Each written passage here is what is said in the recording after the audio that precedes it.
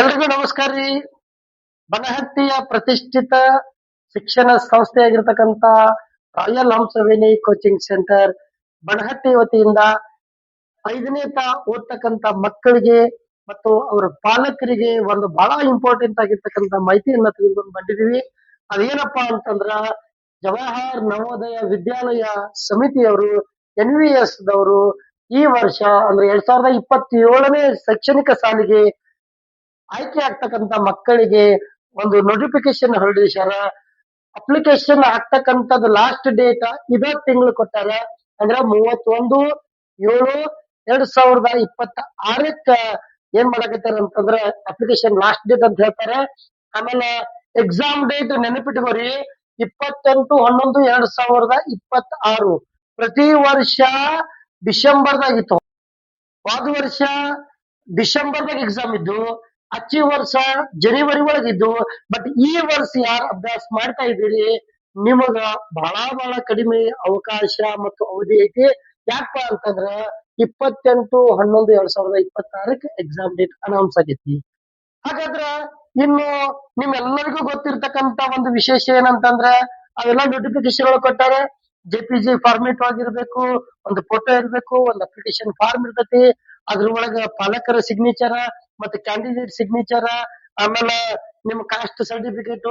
So ಈ ಎಲ್ಲ ಮಾಹಿತಿಯನ್ನ ತುಂಬೋದು. ಸಾಕಷ್ಟು ಜನ ನಿಮ್ಗೆಲ್ಲರಿಗೂ ವಿಷಯ ಗೊತ್ತಿರ್ತದ.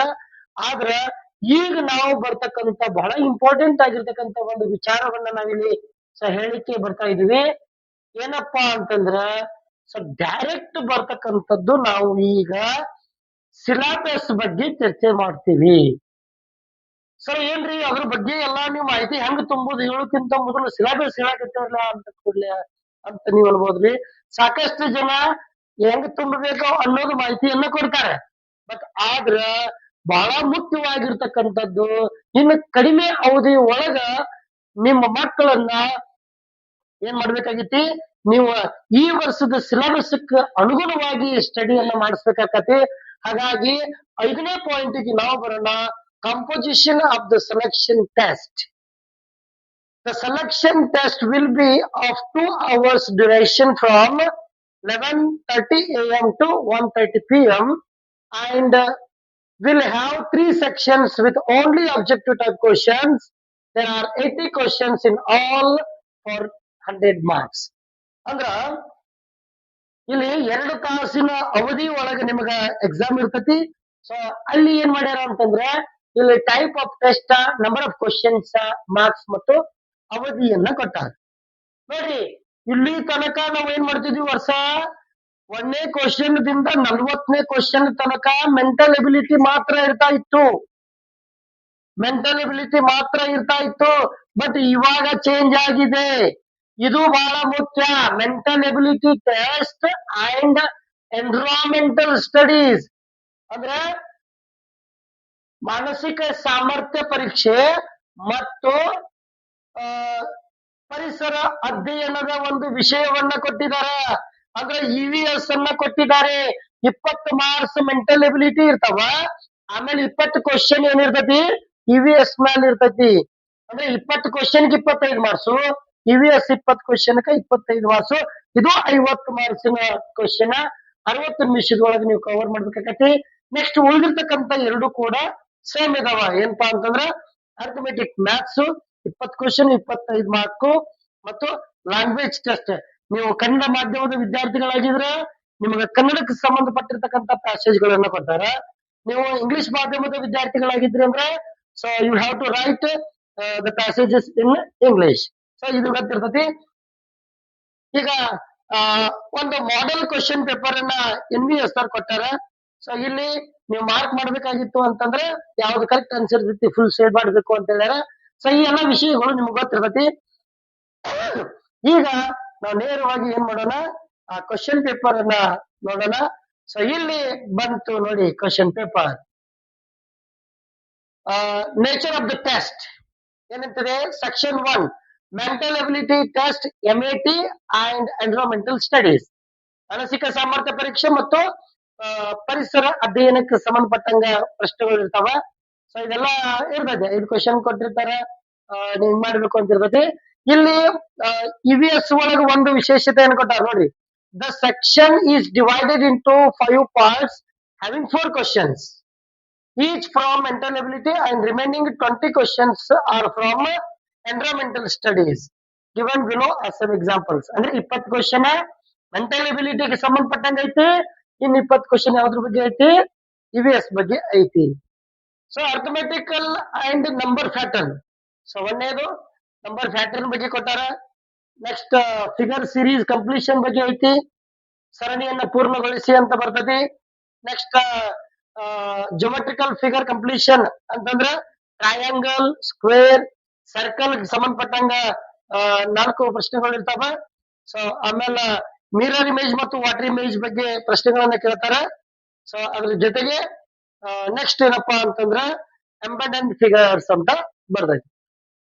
ಸೊ ಈ ಒಂದು 5 ಕ್ವಶನ್ ಆದ ನಂತರ ಬರ್ತಕ್ಕಂಥದ್ದು ಬಹಳ ಇಂಪಾರ್ಟೆಂಟ್ ಆಗಿದೆ.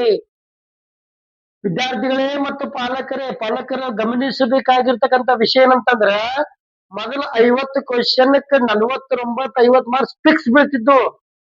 ಯಾಕಂದ್ರ ಮೆಂಟಲ್ ಎಬಿಲಿಟಿ ಒಮ್ಮೆ ಕಾನ್ಸೆಪ್ಟ್ ತಿಳ್ಕೊಂಡ್ ಬಿಟ್ರಿ ಅಂದ್ರ ಅದ ಬೇಸ್ ಮೇಲೆ ಬರ್ತಾ ಇದ್ದು. ಬಟ್ ಇವಾಗ ಹಂಗಿಲ್ಲ.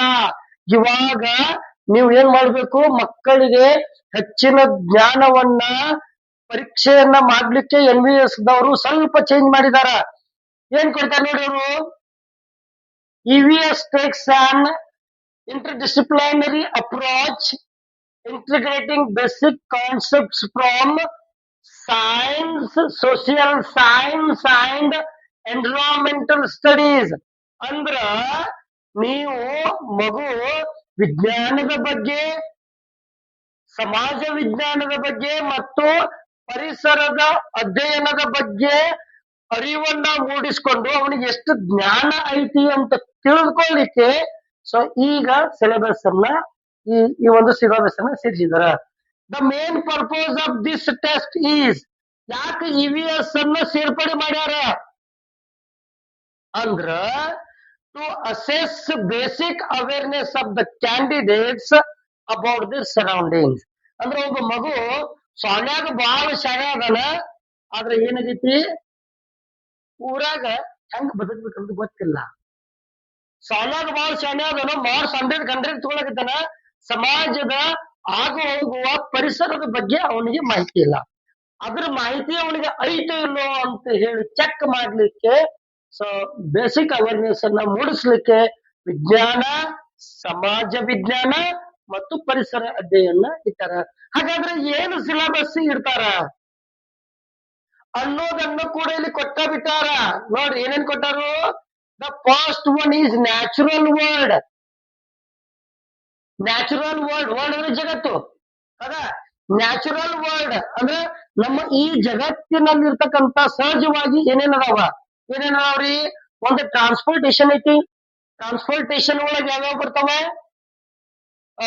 Water, air transportation, water transportation, ಬಸ್ಗಳು ಬರ್ತಾವ, ಅದ್ರ ಬಗ್ಗೆ, ರಿವರ್ಗಳ ಬಗ್ಗೆ, ಮೌಂಟೇನ್ಸ್ ಬಗ್ಗೆ, ಪ್ಲಾಂಟ್ಸ್ ಬಗ್ಗೆ, ಅನಿಮಲ್ಸ್ ಬಗ್ಗೆ, ಲ್ಯಾಂಡ್ ಮತ್ತು ವಾಟರ್,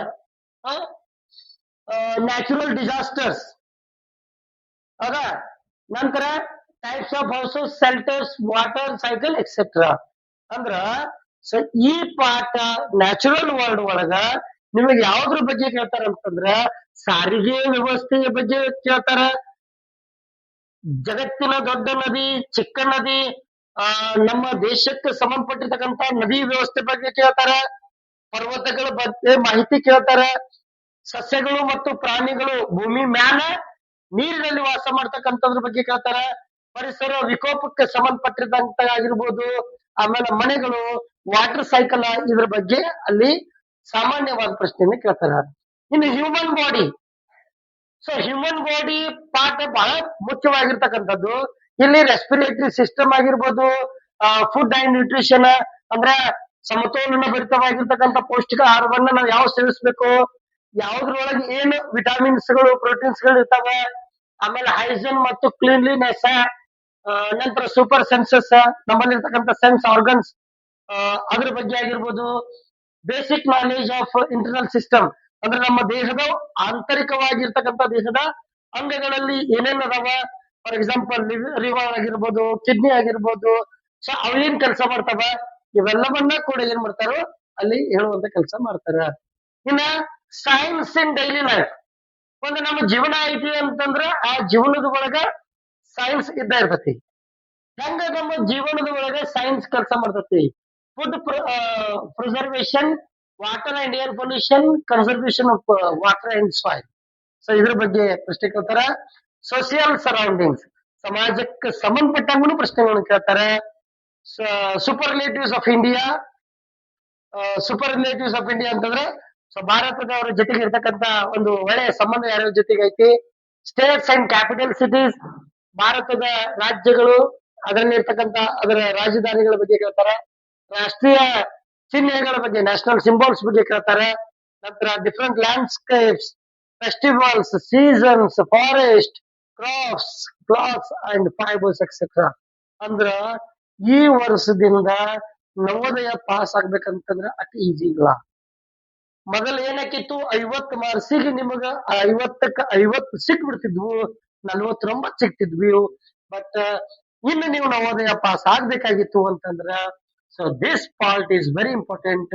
ವಿದ್ಯಾರ್ಥಿಗಳೇ ಮತ್ತು ಪಾಲಕರೇ, ಈ ಎಲ್ಲ ಪಾಯಿಂಟ್ಸ್ ಗಳನ್ನ ನೀವು ಕವರ್ ಮಾಡಿಕೊಂಡ್ರಿ ಅಂತಂದ್ರ ಮಾತ್ರ ನಿಮಗ ನವೋದಯ ಏನಾಕತಿ ಸೆಲೆಕ್ಷನ್ ಆಗ್ಲಿಕ್ಕೆ ಸಾಧ್ಯ ಆಕತಿ. ಇದಕ್ಕೆ ಸಂಬಂಧಪಟ್ಟಿರ್ತಕ್ಕಂತ ಆನ್ಲೈನ್ ಕ್ಲಾಸಸ್ ಗಳನ್ನ ಸೊ ನಾಳೆಯಿಂದ ಏನ್ ಮಾಡ್ಬಿಡ್ತೀವಿ ಅಂತಂದ್ರೆ ಇದಕ್ ಸಂಬಂಧಪಟ್ಟಿರ್ತಕ್ಕಂತ ಕ್ಲಾಸಸ್ ಗಳನ್ನ ಸ್ಟಾರ್ಟ್ ಮಾಡ್ತೀವಿ. ಸೊ ಇಲ್ಲಿ ಶಾಂಪಲ್ ಕೂಡ ಅವ್ರು ಕೊಟ್ಟಿದ್ದಾರೆ. ಸೊ ಮೊದಲೇ ಏನ್ ಮಾಡ್ತಾರ ಅಂತಂದ್ರೆ ಹಿಂಗ ಕ್ವಶನ್ಸ್ ಗಳನ್ನ ಕೊಟ್ಟ ಇದ್ರೊಳಗೂ ಒಂದು ಪ್ಯಾಸೇಜ್ ಬಿಡ್ಸಕ್ ಕೊಡ್ತಾರ ಅವ್ರು. ಯಾಕಂದ್ರೆ 20 ಮಾರ್ಕ್ಸ್ 20 ಕ್ವಶನ್ ಅದಾವ ಅಂತಂದ್ರೆ ಆ 20 ಕ್ವಶನ್ ಒಳಗ ಸೊ ಒಂದು ಪ್ಯಾಸೇಜ್ ಕೂಡ ಸೈನ್ಸ್ ಸಂಬಂಧಪಟ್ಟಂಗ ಇರ್ತತಿ ಅಂತ ಹೇಳ್ತಾರ. ಸೊ ಅದಾದ ನಂತರ ಮುಂದ ಗಣಿತ 20 ಕ್ವಶನ್ಗಳು ಇರ್ತಾವ, 25 ಅಂಕಗಳು. ಆಮೇಲೆ ಕನ್ನಡ ಅಥವಾ ಇಂಗ್ಲಿಷ್ ಪ್ಯಾಸೇಜ್ ಕೂಡ 20 ಕ್ವಶನ್ಗಳು ಇರ್ತಾವ, 25 ಅಂಕಗಳು ಇರ್ತಾವ.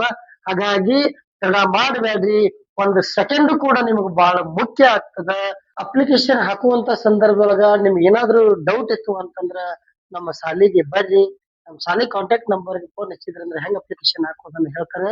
ಅದ್ರ ಜೊತೆಗೆ ಇಲ್ರಿ ಸರ್, ನಮ್ ಹುಡುಗ ನಾವ್ ಎಲ್ಲೂ ಕೋಚಿಂಗ್ ಕಳ್ಸಿಲ್ಲ, ನಮ್ಮ ಇದ್ ರೆಗ್ಯುಲರ್ ಸ್ಕೂಲಿಗೆ ಹೊಂಟಾನ ಅಂತ ಏನಾದ್ರು ನಿಮ್ಗಿತ್ತು, ಆದ್ರೆ 4 ತಿಂಗಳ ಒಳಗ ನಮ್ ಹುಡುಗ ಏನಾದ್ರು ಒಂದ್ ಸಾಧನೆ ಮಾಡ್ಬೇಕು, ನಮ್ ಹುಡುಗ ನಾವ್ ಎಕ್ಸಾಮ್ ಬರಿಬೇಕು, ಪ್ರಾಕ್ಟೀಸ್ ಮಾಡ್ಕೊಂಡು ಹೋಗಿ ಎಕ್ಸಾಮ್ ಬರಿಬೇಕು ಅಂತ ಏನಾದ್ರು ನಿಮ್ಮ ಆಸೆ ಇತ್ತು ಅಂದ್ರ, ನಿಮ್ಮ ಮಗುನು ಕೂಡ ನವೋದಯ ವಿದ್ಯಾಲಯಕ್ಕೆ ಸೆಲೆಕ್ಷನ್ ಆಗ್ಬೇಕು ಅನ್ನುವಂತ ಒಂದು ಅಪೇಕ್ಷೆ ನಿಮ್ಮಲ್ಲಿತ್ತು ಅಂತಂದ್ರ ಇನ್ನೂ ಕಾಲ ಮಿಂಚಿಲ್ಲ. ಸೊ ಈ ಉಳಿದಿರ್ತಕ್ಕಂಥ 4 ತಿಂಗಳ ಒಳಗ ನಾವು ಮ್ಯಾಕ್ಸಿಮಮ್ ಅವರಿಗೆ 100% ಸಿಲೆಬಸ್ ಅನ್ನ ಕವರ್ ಮಾಡಿ ನಿಮ್ಮ ಮಕ್ಕಳಿಗೆ ನವೋದಯ ಕೋಚಿಂಗ್ ಅನ್ನ ಕೊಡ್ತೀವಿ. ಹಾಗಾಗಿ ನಿಮ್ಮ ಮಕ್ಕಳ ಒಂದು ಉಜ್ವಲ ಒಂದು ಭವಿಷ್ಯದ ಒಂದು ಕಲ್ಪನೆಯನ್ನ ನೀವು ಕಟ್ಕೋತಾ ಇದ್ರಿ ಅಂತಂದ್ರ ಸೊ ನಾಳೆ ಬಂದು ನಮ್ಮ ಶಾಲೆಗೆ ಭೇಟಿಯಾಗಿ ನಿಮ್ಮ ಮಕ್ಕಳ ಅಡ್ಮಿಷನ್ ಅನ್ನ ಮಾಡ್ರಿ. ಅಕಸ್ಮಾತ್ ನಿಮಗ ಇಲ್ಲ ಆ ಶಾಲ್ಯಾಗಿದ್ದು ಶಾಲೆಯವ್ರು ಬಿಡುವಂಗಿಲ್ರಿ, ಕೋಚಿಂಗ್ ಕಳ್ಸಕ್ ವಾಲ್ಯನ್ ಆಗೈತಾರು ಅಂತಂದ್ರು ವರಿ ಮಾಡ್ಕೋಬೇಡ್ರಿ. ಯಾಕಂದ್ರೆ ನಮ್ಮದೇ ಸ್ಕೂಲ್ ಐತಿ, ನಮ್ಮ ಸ್ಕೂಲ್ ಒಳಗನ ಅಡ್ಮಿಷನ್ ನೋಡ್ಕೋತೀವಿ. ಇಲ್ರಿ ಸರ್ ನಮ್ಮದು ಗ್ರಾಮೀಣ ಐತಿ, ತೊಂದರೆ ಆಕಿತ್ತಂದ್ರ ಅದನ್ನು ವಿಚಾರ ಮಾಡ್ಕೋಬೇಡ್ರಿ.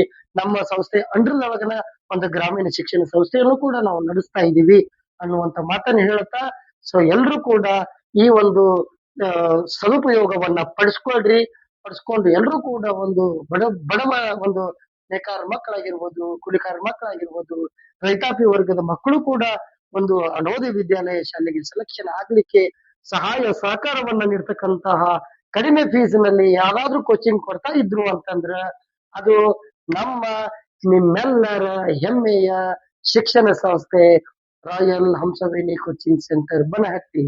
ಒಮ್ಮೆ ಬಂದು ಭೇಟಿ ಆಗ್ರಿ. 4 ತಿಂಗಳ ಒಳಗ ನಿಮ್ಮ ಮಕ್ಕಳಿಗೆ ಒಂದು ಒಳ್ಳೆ ಎಜುಕೇಶನ್ ಕೊಡ್ತೀವಿ ಅಂತ ಹೇಳ್ತಾ ಎಲ್ರಿಗೂ ಧನ್ಯವಾದ. ಶುಭರಾತ್ರಿ. Thank you very much.